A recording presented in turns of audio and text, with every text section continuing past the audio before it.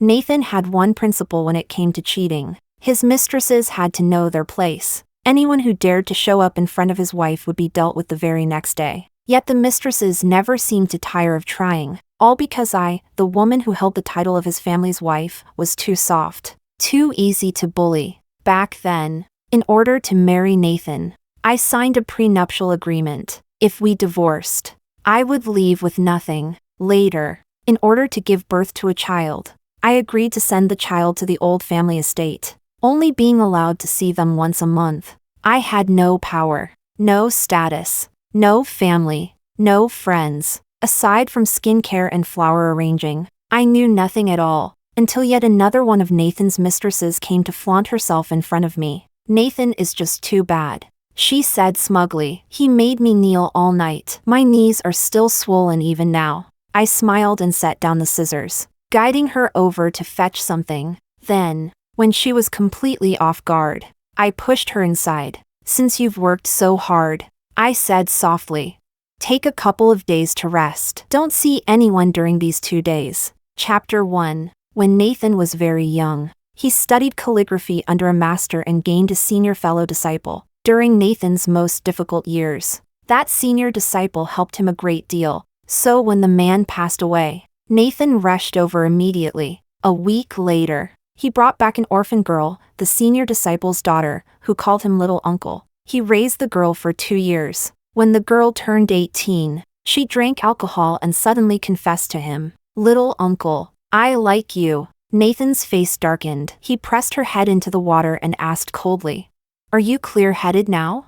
He told me, if I'd known she harbored feelings like that toward me, I would never have taken her in. I smiled and nodded. Of course I believe you. But he was still afraid I might overthink it. So the very next day he sent the girl abroad. He even promised that he would never let her return. Everyone said Nathan was heartless. What they didn't know was that right after sending the girl overseas, he called a friend abroad. "Take good care of her. Don't let her suffer or get hurt. Tell her to behave. When I have time, I'll go see her." His friend couldn't understand. "If you can't bear to part with her, why send her away at all?"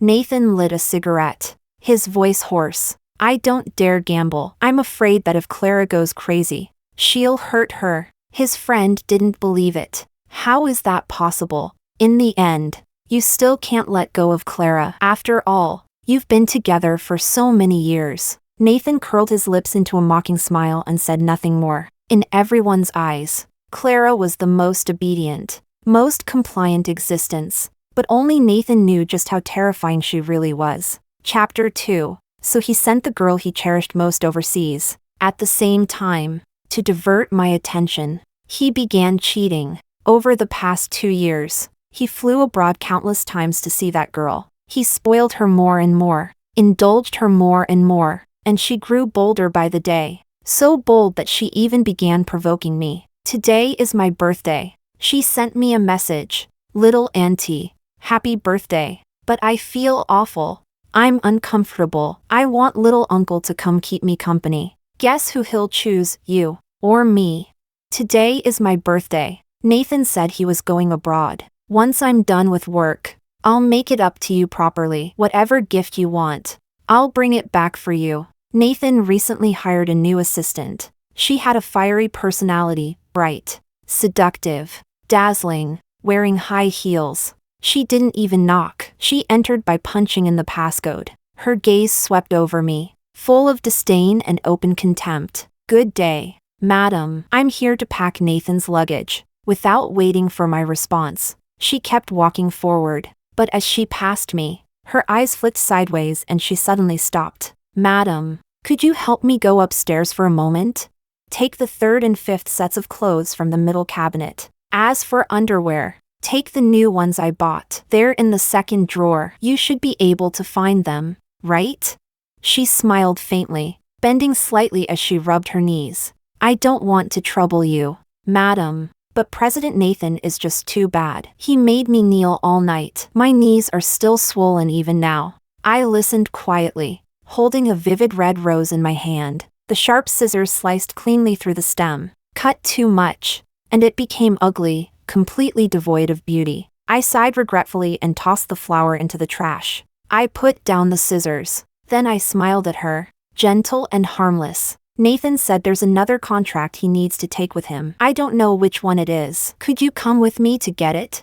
My reaction made her frown. Her face full of irritation. I lowered my head. Never mind. You probably don't know either. I'll just call Nathan. How could I not know? She lifted her chin. Nathan's matters are all handled by me. Take me there. All right. I led her forward, turned a corner, and went down to the basement level. Where is this? What's this place? Why would a contract be kept here?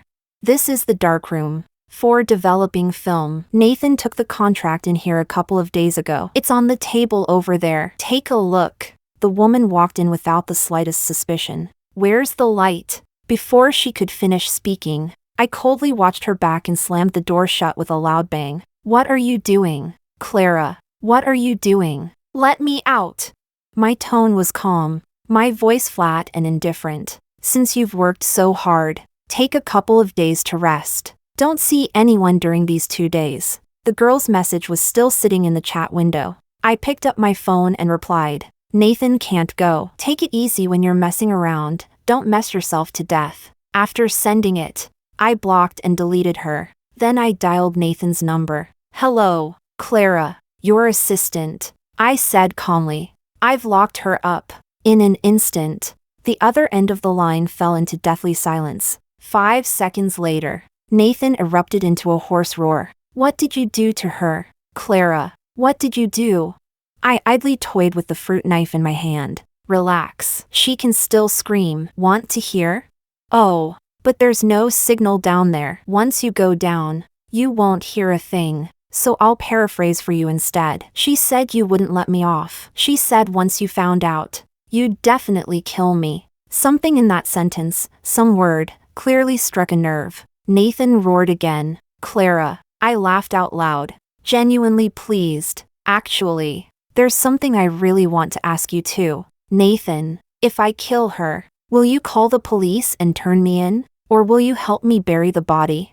Clara, I was wrong. Nathan's voice trembled, but he forced himself to slow down again and again. I'm already on my way back. Wait for me. Don't do anything stupid. Clara, this is all my fault. I'm not going anywhere. I'll stay home with you for your birthday. I'll cook you long life noodles. You still haven't answered my question. Nathan, I said softly. Answer me. Are you the whistleblower? Or the accomplice?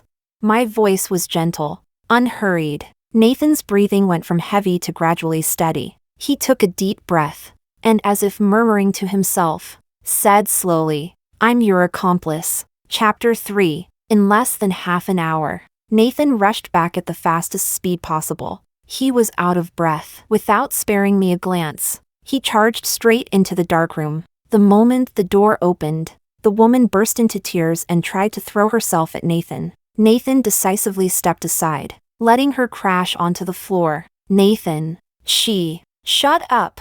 Nathan's gaze was vicious. His teeth clenched. Swallow what happened today and keep it to yourself. If you dare say a single word about it, I won't let you off. The woman stared at him in disbelief. Nathan, what are you talking about? She locked me up for no reason. I don't care. I'm calling the police. I'm calling the police to arrest her. She lunged toward the exit in a frenzy, only to be restrained by Nathan, his face dark and expressionless. I clicked my tongue, crossed my arms, and leaned against the wall. Why don't we just kill her? I said casually. I'll do it. You dig the hole. Bury her in the backyard. That tree's been lacking nutrients anyway. It's barely growing. I spoke as if I were discussing something utterly ordinary. Nathan remained silent. Finally, the woman seemed to realize something. Her body began to tremble, a muffled whimper escaping her throat, the terror in her eyes almost impossible to hide.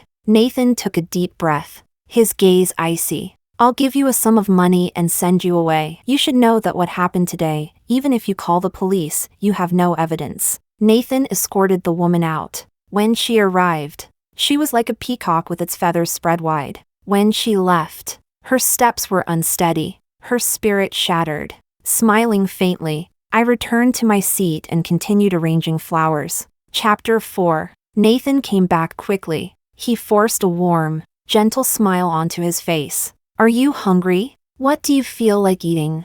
Should I bring Tony over? We can go out together. Our family of 3 hasn't gone out together in a long time. If you don't want to go out, I'll go buy groceries and cook at home. I'll go check the kitchen, see what ingredients we still have. He turned to leave. I spoke calmly. Your phone is ringing. It's rung so many times. Aren't you going to answer it? Nathan froze mid-step. It's just work. It doesn't matter. Today. I'm only staying with you. It's ringing again. You should answer it. No need. Mine's ringing too. Let me take a look. Before I could even pick up my phone, Nathan rushed over and snatched it straight from my hand. I looked at him, expressionless. What are you grabbing it for? What are you afraid of? Why are you panicking? Nathan's face was drawn taut. So was his entire body. You know. I placed the final flower into the vase, then pushed the vase to the very center of the dining table. No, what? That you sent Misty abroad not to cut ties, but to protect her? That every time you went overseas, it was to see her? That when she stripped naked to seduce you, you didn't touch her, not because you're virtuous, but because you couldn't bear to? I reached into his pocket and took out his phone. It rang again. I tapped to answer. The girl's helpless sobbing came through the line. Little uncle, I think someone broke into the house. What should I do? I'm so scared. In an instant, Nathan's breathing stalled. Misty. His voice was thick with emotion, so much concern, so much panic. But I didn't give him the chance to say more. I hung up the call directly. Nathan stared at me, eyes locked tight, as if he had made up his mind. He turned and started to leave, this time clearly heading for the exit. So I said, if something really happens to her, from so far away, you won't make it in time. Why don't I give you a chance instead? Draft a divorce agreement that satisfies me. I'll divorce you. Chapter 5. Nathan's mother was born into a powerful, wealthy family. Back then, she ran away from home for a poor young man. Later, she was betrayed by that same man. Heartbroken beyond repair, she returned to her wealthy family alone, without even taking Nathan with her. She never saw him again before she died of illness. It was Nathan's maternal grandfather who eventually found him and brought him back. By then, Nathan and I were already 17. We had depended on each other for many years. On the day he returned to the wealthy family, he brought nothing with him, except me. And what about me? I abandoned everything, without hesitation, and followed him across 1,000 miles. That is the story of Nathan and me, a story everyone knows. But what becomes widely known is always polished. And beneath that polished illusion lie walls full of peeling scars and desolation. When Nathan's mother first eloped with his father, they must have loved each other deeply. But how long can love last? 1 year? 2 years? Reality quickly wears away all beauty. A man has to support a family. He can't provide the emotional fulfillment a woman longs for. So the woman looks elsewhere. Back then, in that small city, my father was a teacher at the only second-tier university in the area. He was gentle, romantic, and exceptionally learned. He and that woman clicked instantly. First came the resonance of their souls, and then came the physical affair. I was the first to discover them together. That year, I was 6 years old. I didn't yet understand much. I only felt horror and disgust. The way they tangled together, like 2 man-eating monsters. Later, my mother found out. Later still, Nathan's father found out. One night, when he was supposed to be away driving trucks in another city, he suddenly returned. He caught them in the act. He rushed into the kitchen and picked up a cleaver. 1 slash, 2 slashes, 3 slashes, 27 wounds across my father's face, head, and back. He died right outside our front door. Bloody handprints were left smeared on the door, but he no longer had the strength to knock. He was dead. Nathan's father was convicted of intentional homicide and sentenced to death. Nathan's mother ran away, abandoning him and abandoning everything. That year, the snow fell heavily. Nathan, suddenly orphaned, collapsed unconscious in the snow. My mother stood by the window, watching for a long time. In the end, she went outside and carried him home. She decided to adopt Nathan. Everyone opposed it. My grandparents even threw us out of the house. They would never allow the son of a murderer to enter their home. My mother said nothing. She took Nathan's hand in mine, turned her back, and walked away without looking back. From ages 6 to 16, 10 full years, that woman supported us by selling snacks from a tricycle, until Nathan's grandfather came looking for him. She committed suicide, jumped to her death. No one knows why she did it. Some say she did it to pave the way for me, that only if she died would the Bai family be willing to take me along. Some say life was simply too bitter for her. Raising 2 children alone had already crushed her. Others say she never escaped the shadow of her husband's infidelity and violent death. But no matter the reason, that year was utterly devastating for both Nathan Bai and me.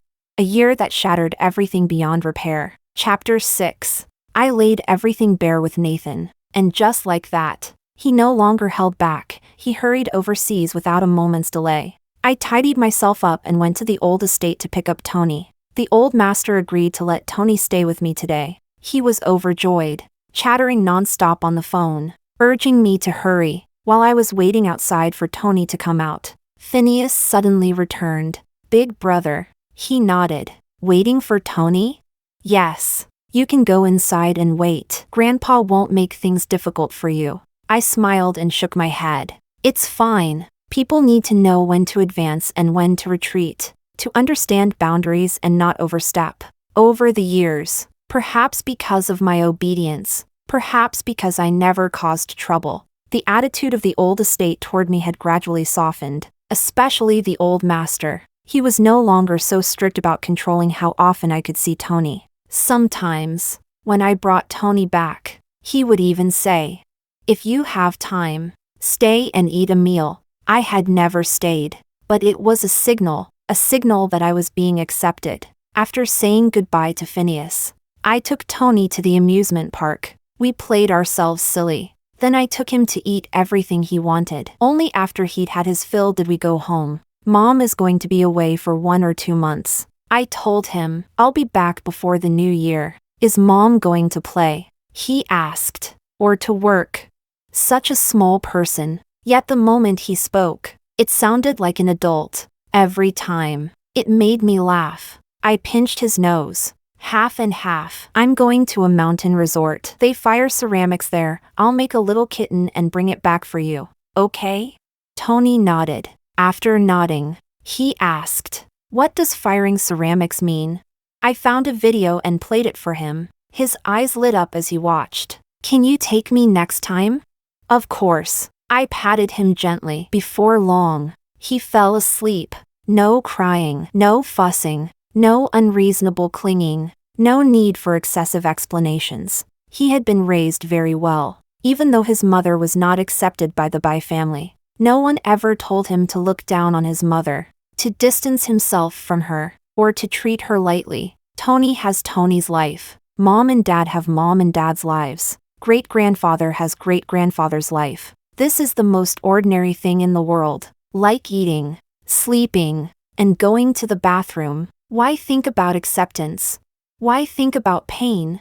I never thought that one day a child could be the one to study my emotions. But he did. Bit by bit, piece by piece. He made me understand that there aren't so many things in this world worth tearing your heart apart over. Chapter 7. After sending Tony back to the old estate, I returned to the villa once. The professional organizer was already sorting things out. I took only my important documents. Before leaving, I sealed a red envelope for the housekeeper.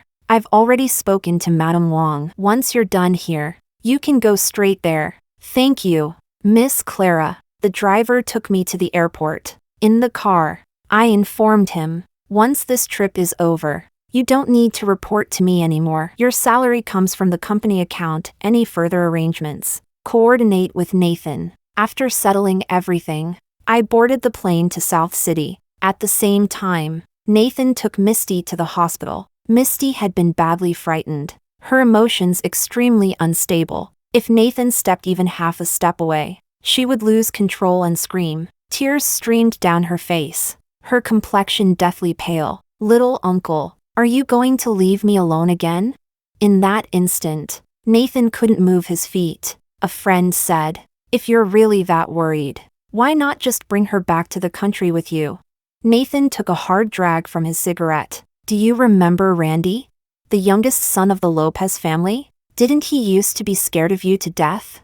Nathan shook his head. "He wasn't afraid of me." "Huh?" "And his hand wasn't pierced by me. But everyone said Nathan was a madman. At 19, he dared to take a knife and pin someone's hand straight through a table, push him far enough, and he'd even dare to kill. But who actually saw what really happened that night?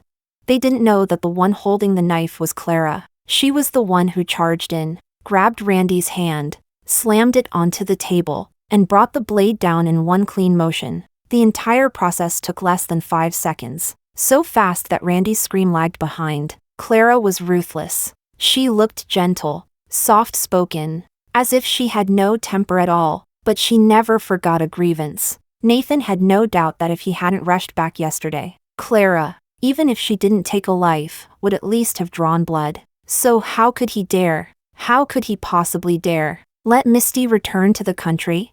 But why? His friend asked casually. What did Randy do for Clara to pierce his hand?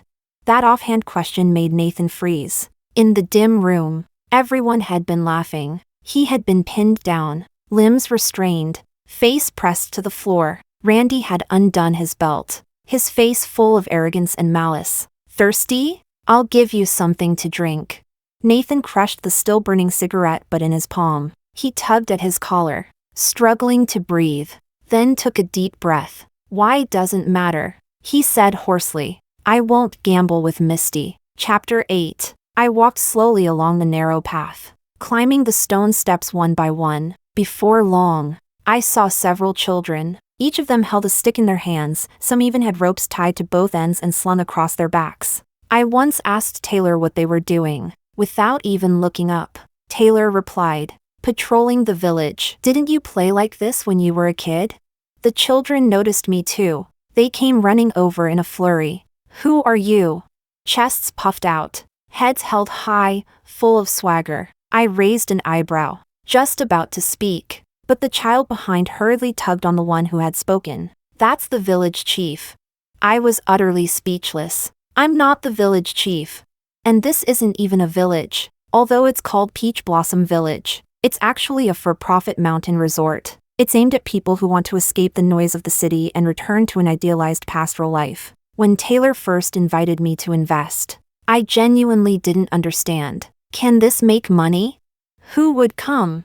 But reality proved that far more people came than I ever expected. Families with children, couples, people traveling alone. They could choose a private courtyard, or share lodging with others. They could lock themselves in their rooms all day without stepping outside, or keep themselves so busy it felt like enforced labor reform. They could cook for themselves or eat at the communal cafeteria. They could farm vegetables in the fields, catch fish in the river, or hike up the mountain to pick fruit and watch the sunrise. You could be refined and elegant, or grounded and earthy. It was like the Peach Blossom Spring from the old stories. Except Peach Blossom Village charged money. Taylor built a village. She gave a group of people a place to temporarily escape reality and put everything down. Not bad. Very thoughtful. But why did you come to me? I asked. Because you have time. And you have money. Me? A housewife? You're overestimating me. She smiled knowingly. I'm the Bai family's chief steward. I know exactly how much money has been deposited into your account over the years. That amount may be nothing more than a drop in the ocean to the Bai family, but it's more than enough to keep you comfortable for the rest of your life.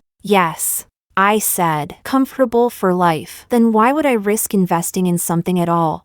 That question made Taylor, who was always so composed, fall silent for a long time. In the end, she said, "A feeling. I just felt you'd agree." And just like that, so inexplicably, I really did agree. She was Phineas's special assistant and had followed him for many years.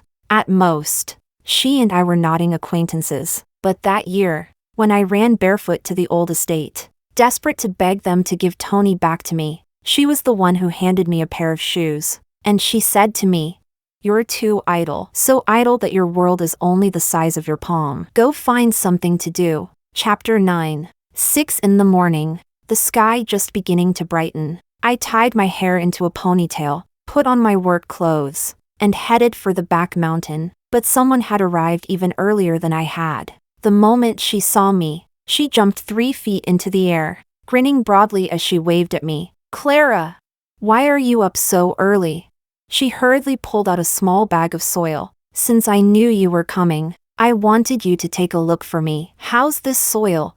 I grabbed a pinch, rubbed it between my fingers, then brought it to my nose and smelled it. "This is red soil from the western slope, right? High iron content. When fired, it'll carry a reddish-brown tone." Jessie nodded, jotting it down. I checked several other samples she'd collected. One by one, she had clearly put in the effort. "Not bad. Want me to teach you how to mix clay today?"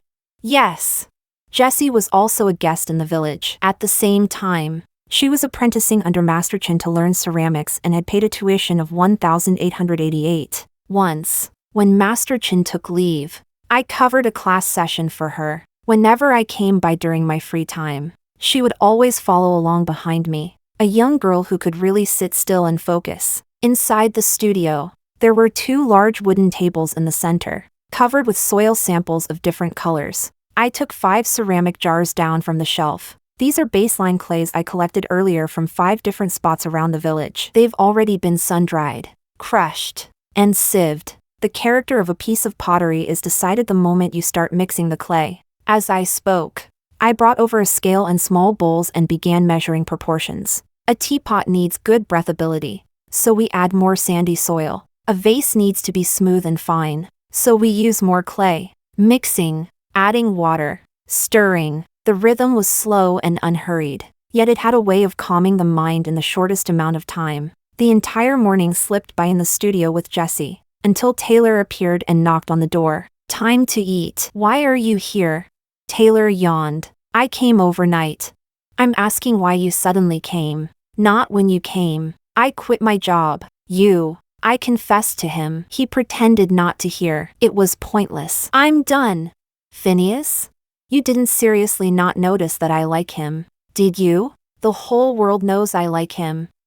Taylor rattled on nonstop, like beans spilling out of a jar. The flood of information left me dizzy. For a moment, I didn't even know how to respond, so Taylor just kept talking on her own. She and Phineas were college classmates. She'd liked him ever since university. Her first confession was at a birthday party. She leaned close to Phineas's ear and said, "I like you." At such close range, Phineas turned his head in confusion and asked, "What did you say?" "I didn't hear you." Her second confession was the year they graduated. She stood downstairs from Phineas's place holding flowers. She called him and asked him to come down. Phineas said, "Coming right away." But Taylor waited the entire night. Phineas never came down. The next day, he said casually, "What did you want from me last night?" "I fell asleep." In that moment, Taylor understood. Phineas knew she liked him. He just didn't want to tear the paper-thin veil. So be it. Classmates, friends, boss and employee. But people are never fully willing to give up. And so came the third time. She supported a drunk Phineas home and said, "I like you." The Phineas who had been talking with her just moments before fell asleep the instant the words left her mouth. Taylor thought, to hell with him. "I'm done, honestly. I didn't even want to keep working anymore." Phineas is a workaholic. Following him meant working from dawn till night. I was so exhausted my menstrual cycle never even stabilized. And now my savings are enough to last me through old age. What's the point of making money if it's not to enjoy life? What? Am I supposed to work until I drop dead? We sat in the pavilion. The little tea figurine on the table had been doused dozens upon dozens of times, and the frog in the tea tray had been spraying water all afternoon. Chapter 10. In the evening, Nathan called. "Where are you? Why did you dismiss the housekeeper? Why did you tell the driver not to come tomorrow?" "Clara, what exactly are you trying to do?"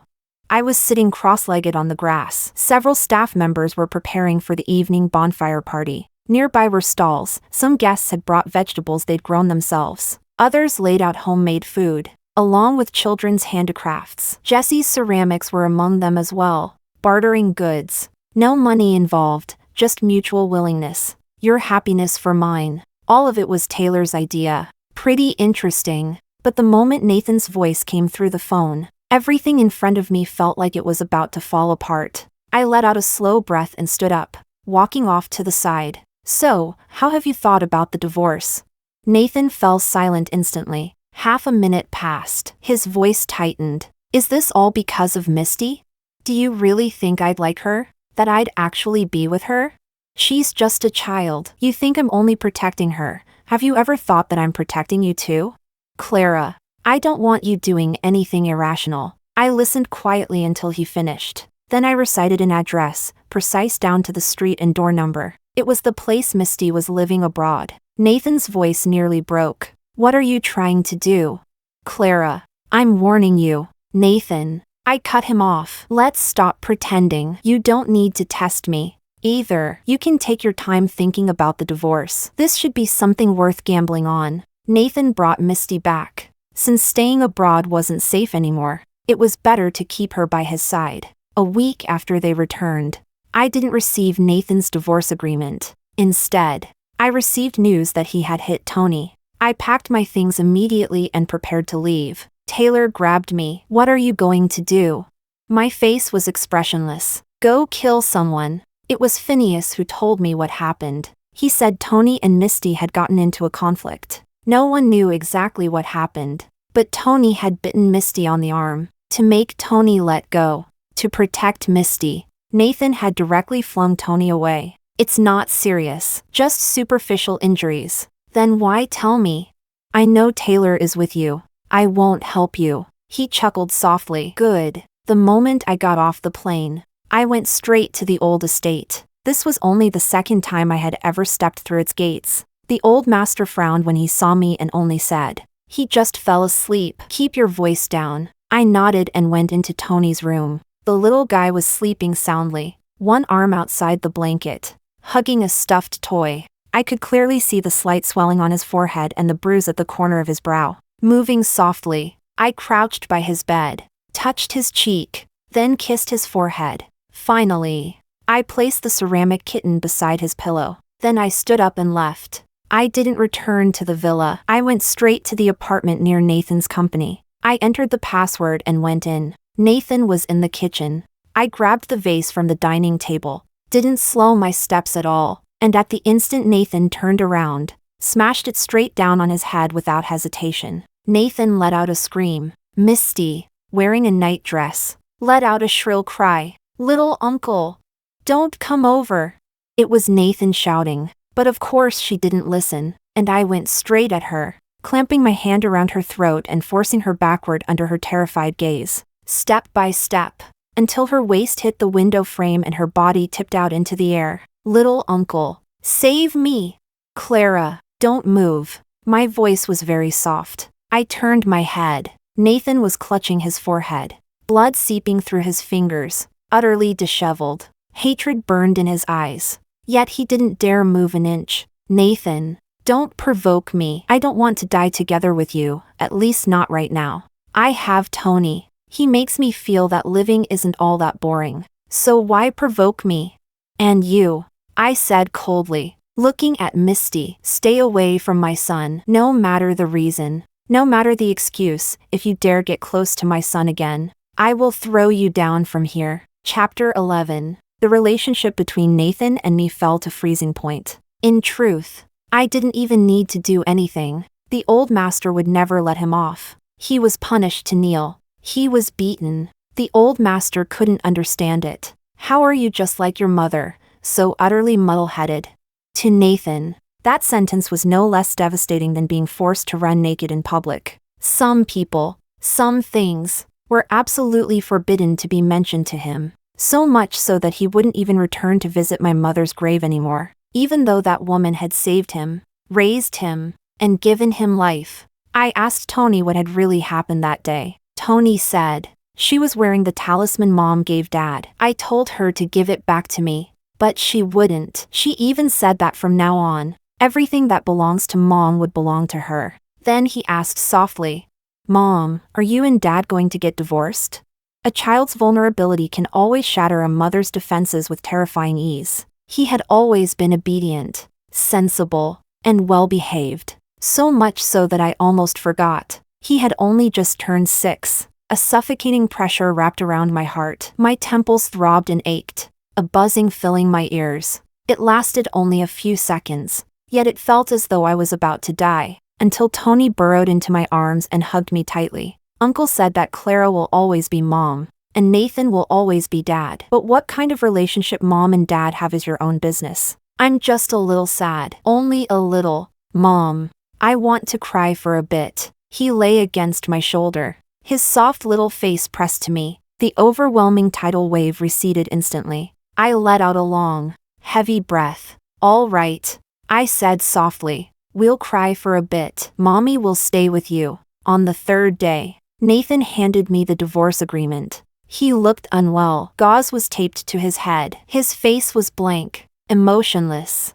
I carefully read through the terms of the agreement. What he offered was generous, a number more than sufficient to satisfy me. I didn't hesitate. I signed my name cleanly and decisively. Everything that followed moved quickly. The day we received the finalized divorce papers, when we walked out of the civil affairs office, Nathan didn't say a single word. He put on his sunglasses and left. I, on the other hand, stood there for a long time, watching his retreating back. From childhood to now, I had never truly dissected my feelings for Nathan. Was it family? Was it love? Was it friendship?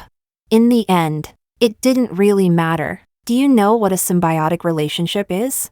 Our lives and fates had intertwined, nourishing each other, seeping into one another, growing upward together. When one party tries to break away, whether for themselves or for the other, it is pain like tearing out tendons and carving away bone. And sometimes, both end up destroyed. Chapter 12. After handling everything, I returned to South City. I promised Tony that when he got a long vacation, I would take him with me. I never expected that one weekend, Phineas would suddenly show up with Tony. Mom, I came to play with you. I ruffled his hair and gave Phineas a slight nod. Where is she?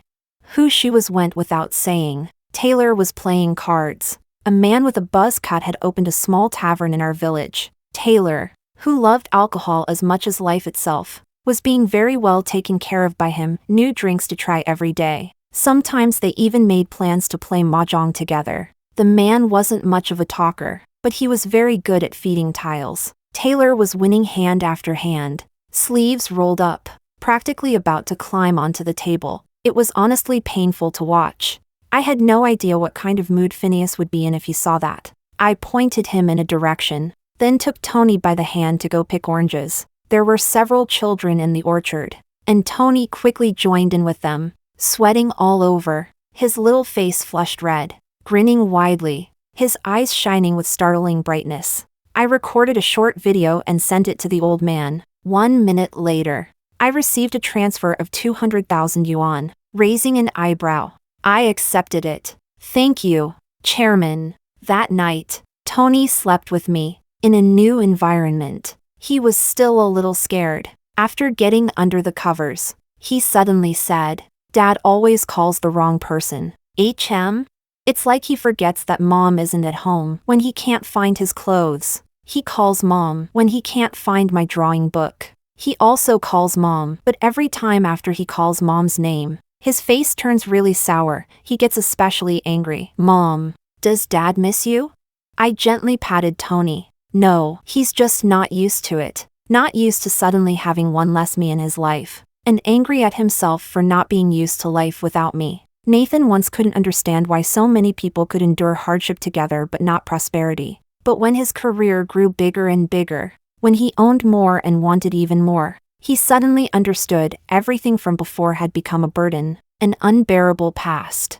A life story full of scars, every single one was a point others could attack. The son of a murderer, a mother who cheated on her husband, and he ended up with the daughter of the man she cheated with. Other people's strange looks always made him feel like he was sitting on pins and needles, especially when it came to gratitude. A great kindness becomes a great enmity. When the debt of gratitude grew so large that he had no way to repay it, he began to loathe the very existence of the person who had shown it. Should suffering be remembered, or should it be forgotten? Nathan didn't know. He only wanted to ask, Couldn't he just move forward? Couldn't he abandon all those stains and let Misty have more, freely and without burden? Why did people have to keep reminding him, again and again, of how humble he once was? Chapter 13. Nathan was going to enter a strategic marriage. Recently, he had been in frequent contact with the Chan family's eldest daughter. Nathan Bai's company operated independently from the Bai family. He admitted that he had indeed made use of the Bai family's connections, but he was not a subsidiary of the Bai family. The Bai family was enormous, with complicated internal relationships. Very few of them thought highly of Nathan, Phineas included. It wasn't exactly that Phineas looked down on him, Nathan simply never entered his field of vision at all. That kind of disregard was even more infuriating than open contempt. Nathan wanted to go further, and for that, he needed support. The Chan family was a very good choice. That day, I was taking Tony back. On the way, we passed a mall, so I took him inside to buy Lego. When we reached the second floor, Tony suddenly raised his hand. That's Dad. I saw him too. He was accompanying the Chan family's daughter as she tried on clothes. Phineas had told me in advance, so I wasn't surprised to see the scene. What I didn't expect was for Misty to suddenly appear and splash the entire cup of milk tea all over the Chan family's daughter. She looked completely innocent. Uncle, I didn't do it on purpose. Auntie Chan won't blame me, right? The Chan family's daughter was very well-mannered, keeping a smile on her face the entire time. She calmly wiped the stains from her hands. Of course not. Misty raised her brows, about to continue. Smack! A loud slap rang out. Without the slightest hesitation, the Chan family's daughter raised her hand and slapped Misty across the face. She was wearing a ring encrusted with diamonds. With just that one strike, Misty's face started bleeding. She panicked and screamed. Everything happened too fast. Nathan only managed to restrain Misty. The Chan family's daughter took off the ring in disgust and tossed it onto the floor. Keep your people in check. I'm not as spineless as your ex-wife. In an instant, Nathan's expression turned utterly grim. I didn't want Tony to see any of this. I had already covered his eyes and carried him away. Nathan's gaze flicked over, and he froze, hurriedly turning his head to look. Misty clutched at Nathan, crying helplessly. But before she could say anything, Nathan had already abandoned her and chased after us. Chapter 14. When Nathan caught up, he was out of breath. You're back? He took Tony from my arms. Going back to the old residence? Could you give me a ride? I frowned and looked at him. He avoided my gaze. Tony's eyes moved back and forth between Nathan and me, his face full of confusion. In the end, I said nothing and let him get into the car. Nathan sat in the back with Tony. Along the way, he chatted with Tony, asking about all sorts of things from the village. Tony spoke animatedly, gesturing as he talked, vividly describing everything. Nathan, however, kept zoning out, his eyes drifting toward me from time to time. I didn't say a word and focused on driving. I dropped Tony off at the old residence, with his little backpack on and a gift for his great-grandfather in his hands. He waved goodbye to us. Once his figure disappeared from sight, I turned around to leave. Nathan grabbed me. Want a drink? I looked at him expressionlessly, my gaze utterly unfamiliar. He tightened his grip unconsciously, then slowly loosened it. I broke free and got into the car. But just as the car started, he pulled open the passenger door and sat down. I can't get a cab here. Give me a lift. Thick-skinned and shameless, just refusing to let go. Utterly exhausting. So I started the car, slammed down on the accelerator, yanked the steering wheel hard, straight toward a nearby tree. Clara! Screech! Nathan shouted hoarsely, veins bulging, eyes bloodshot. The piercing sound of brakes rang out. The front of the car stopped with only an arm's length left between it and the tree. What are you doing? Do you even know what you're doing? Are you insane? He was breathing violently, all the lifeless gloom from earlier completely gone. I was very calm, calmly looking at him as he hovered on the edge of losing control. I told you, I don't want to die together with you yet. Don't provoke me. Don't provoke me. Don't provoke me. Chapter 15. Nathan had changed. I noticed it very early on. He started lying, glossing over my relationship with him, beautifying our past. He didn't want me to show my face in public anymore and brought me to fewer and fewer public occasions. That year, I said I wanted to go back to sweep my mother's grave. Without even lifting his head, he said, "I've been busy lately. Go by yourself. I'll have the driver take you." That very same day, he drank too much and allowed the woman pouring his wine to tiptoe and kiss him on the cheek. Disgusting. I watched coldly. All I felt was that Nathan was filthy. How dare he? So that night, the incense that hadn't been extinguished caught the curtains, and the fire spread quickly. Nathan was passed out drunk on the bed. I sat beside him, looking at him expressionlessly. I thought, let's die together. What was the point of struggling all the way until now? This life, there was nothing interesting about it. Until suddenly, the alarm on my phone reminding me to take my medicine rang. I'm a baby. My name is Tony. I'm a baby. My name is Tony. That was what he had said so seriously on his first day of kindergarten, carrying his little backpack and introducing himself. I'm a baby. My name is Tony. With his backpack on, he had argued with the old man. I want to go find my mom. I stay with you every day and don't stay with my mom at all. My mom is going to miss me. He said he wanted me to go to the aquarium with him. He wanted the dolphins to kiss me too. He prepared a birthday present for me, but it was a secret. He wouldn't tell me what it was, just that it was a very beautiful stone. He said he was already grown up and didn't want to sleep in the child's bed in the room anymore. It was too childish. He wanted to sleep in a grown-up bed. He said he would come see me during holidays and told me not to miss him too much. What if one day he couldn't see me anymore? I had never been afraid. Not of pain, not of hardship, not of death. But after having a child, I suddenly became afraid. Afraid of getting sick. Afraid of accidents. Afraid of dying. I couldn't bear it. Such a tiny little person, yet invisible threads stretched out from him, wrapping around me, pulling me back. Suddenly, I sprang up, half dragging, half hauling. I pulled Nathan out of the fire. I collapsed onto the ground, gasping for breath. At that moment, looking at Nathan beside me, very suddenly, I wanted to forgive him. Chapter 16. After spending 2 days with Tony, Taylor suddenly had a whim and dragged me off to Tibet. The tavern owner, Boss Wu, came along as well. When he saw me, he gave a slight nod. Boss Wu looks even cooler. When was Boss Wu ever not cool? Taylor waved a hand, urging me to get in the car. She didn't give Boss Wu any chance to speak at all. Boss Wu,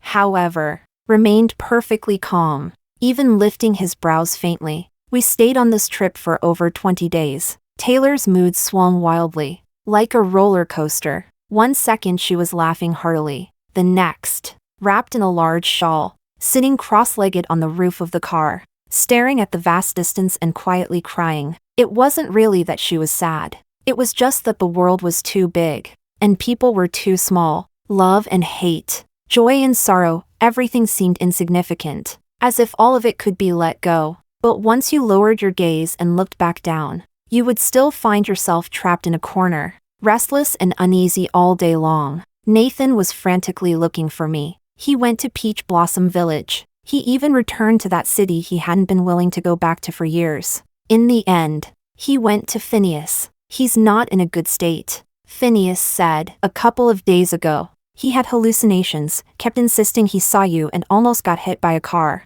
I listened in silence and responded with a quiet mem. I know. Phineas fell silent as well. After a long while, how is she doing? Brother, I said calmly. If this is an exchange of information, you don't have to tell me. Phineas was left speechless. Forget it. I was just asking casually. She doesn't have many friends. It's good that you're looking out for her. On the 25th day, we returned to Peach Blossom Village. I didn't stay. After taking a shower and changing clothes, I immediately set off to go back and see Tony. By the time I got off the plane, it was already night. Taylor called me. Nathan just came by. When he heard you weren't here, he left again. Something's off about him. He's gloomy to the extreme. Be careful. Chapter 17. I truly never expected that he would kidnap me and take me back. The first night, he didn't appear. On the second day, I spent the whole day playing with Tony. By dusk, I sent him back, Just as I turned around to leave, he suddenly appeared and covered my mouth and nose. When I woke up again, I was in the villa. The moment I moved my hand, there was a loud clang. He had handcuffed me to the bed, restraining my hands and feet, and he was right beside me, holding me tightly, fast asleep. I asked him, "What do you want to do?" He sat in front of me. "I haven't had a proper night's sleep in many days. When you're not here, I can't sleep. So you're imprisoning me? I just want you to stay with me." He had changed, or rather, he had turned back. From Nathan, he had become David again. He wanted to watch me, to see me, to keep me within his sight at all times. He used to be called David, but when I stabbed through Randy's hand and his family wanted me dead, he went before the old man to beg. As long as he could save me, he was willing to do anything. "What if I make you change your name?" "Fine, from now on, I'll be called Nathan." Many people don't understand what's so important about a name. They don't understand that when a person is utterly out of place in a new world, the only way he can go on is by holding tight to the few things he has left, including his name, including me. Later, he didn't even have a name anymore, only me. I was a bond, linking his past to his future, until the day he truly became Nathan. Then he no longer needed me. But now, he had turned back into David, like a fish about to die of thirst, clutching desperately at the last handful of water. During the 2 days I was locked up by him, his condition visibly improved. He went out on schedule, came back early, and had endless things to say every day. He told me that his marriage with the Chan family had been called off. He didn't tell me the reason, but before he locked me up, I had already heard some rumors. The Chan family demanded that Nathan merge his company into the Bai group. They never thought much of Nathan, they wanted to latch onto the Bai family. This was practically Nathan's reverse scale. He refused outright. The Chan family was extremely contemptuous of this and evaluated Nathan as someone who couldn't rise high, yet wouldn't settle low. But what they didn't know was that the Bai family would keep Nathan Bai, but would never give him real authority. That was something the proud and arrogant Nathan could never accept. Over the years, it hadn't been easy for him to keep the company afloat. Especially this time, after the divorce. He had paid out a massive sum for him. That was a severe blow. Right now, he should have been extremely busy. Yet he still wasted time searching for me, locking me up. He said he had sent Misty abroad again. "She's just a responsibility. I never thought about being with her. I was afraid you'd hurt her." "Clara, you should understand, what I did wasn't only because of her." Still lying. I knew Nathan too well. It wasn't that he necessarily liked Misty all that much, but he really had thought about being with her. A successful man probably needs to be matched with a young, beautiful woman with a clean background. These were Nathan's exact words, even though he was judging someone else. Wasn't this, in truth, also how he saw himself? It was just that we had been entwined too tightly, so tightly that even he hadn't expected the separation to be so unbearable. Every day, he cooked for me and held me as he slept. I didn't resist. When I was at a disadvantage, why would I provoke him? He couldn't keep me locked up forever. This was the 5th day. For the first time, he came back very late. The gloomy aura around him surged again. He sat across from me, his gaze heavy and dark. After a long while, he suddenly spoke. "I know you set that fire. Why did you regret it?"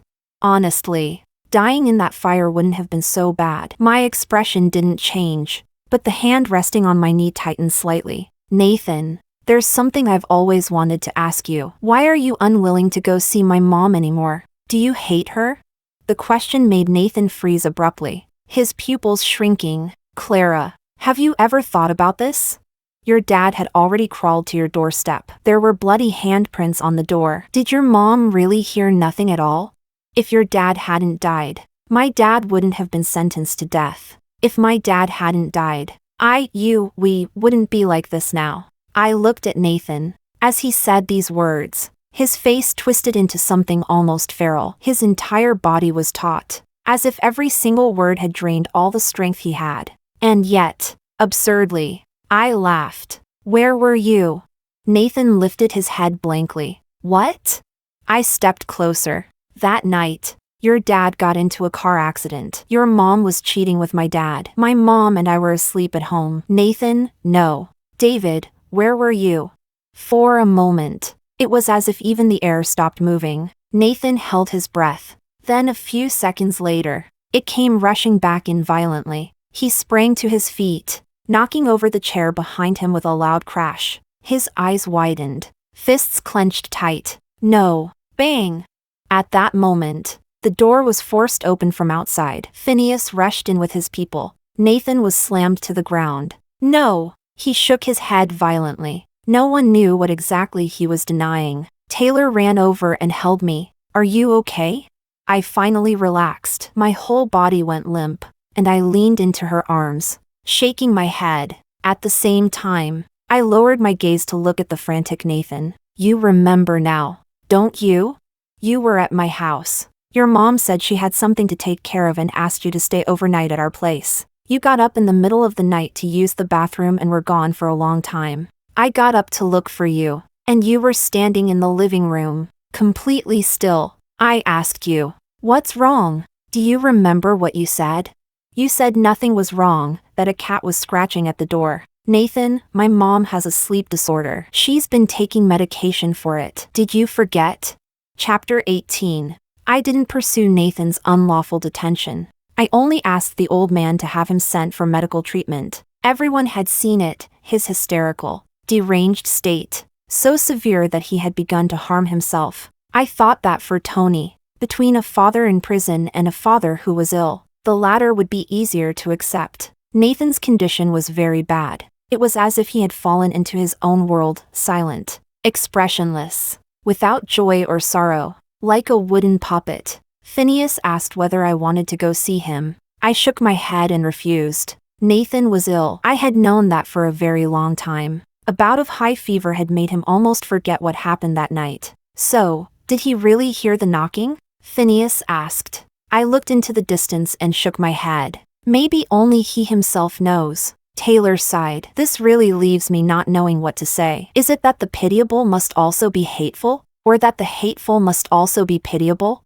I didn't know either. I clinked glasses with her and drained the wine in one go. Sleepiness crept over Taylor. She pulled the blanket around herself and closed her eyes. I remained sitting cross-legged, waiting for the sunrise. Only when Taylor's breathing grew heavier, when she fell fully asleep, did I lift my eyes. There wasn't a trace of emotion in them. That night of chaos changed everyone. Little David watched as his mother was chased and beaten. His father was taken away by the police, and blood covered the ground. After letting out a single scream, he fainted. When he woke up, his gaze was empty. He couldn't even speak. Everyone said he had become stupid. Only a fool would get lost on a snowy day and collapse outside. A high fever nearly took his life. When he woke again, he wasn't stupid anymore, but he had forgotten everything. He forgot that the one who got up to use the bathroom that night was me. That the one who heard the sounds was also me. My father, Oscar, was hypocritical to the extreme. Outside, he was refined and upright, a picture of moral dignity. But whenever he suffered frustration elsewhere, he came home and beat people. He beat my mother. He beat me. He chose only places outsiders couldn't see, striking wherever it hurt the most. No one believed it. How could a teacher beat people? He was a teacher. Marrying a village woman was already an act of kindness. What more could he be dissatisfied with? That year, I was 6 years old. I only wished that the less time my father spent at home, the better. He lay outside, covered in blood. The blood seeped through the crack under the door and flowed inside. I stared at it blankly, then silently turned around, closed the bedroom door. Little David rubbed his eyes. Clara, where did you go? To the bathroom. You were gone a long time. In the quiet night. He turned over and fell asleep. I buried myself under the blanket and soon drifted off as well. In my dream was a dark, heavy sea. I was on a small boat, drifting aimlessly, surrounded by spots of blood. No, that wasn't blood. It was water. No, that wasn't water. It was blood-tainted water. My mother was holding a mop, head lowered, dragging it across the floor, each stroke harder than the last. I asked, Mom, what's wrong? She lifted her head, Expressionless. Your father is dead.